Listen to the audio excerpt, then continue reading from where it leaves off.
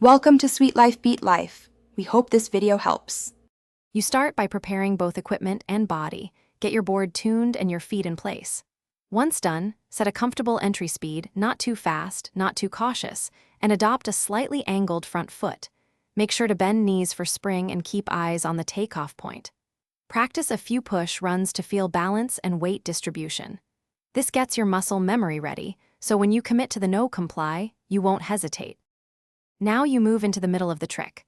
Pop the tail with your back foot and simultaneously remove the front foot to plant on the ground.